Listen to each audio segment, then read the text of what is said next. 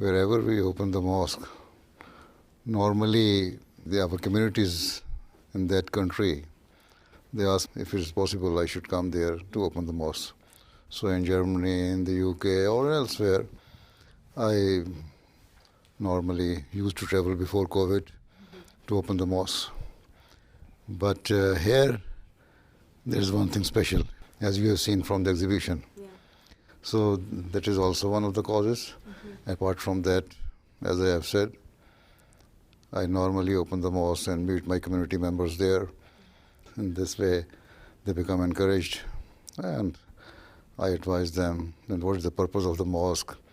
The purpose of our life, according to our belief and religion, is to worship Allah. So mosques are made for this purpose.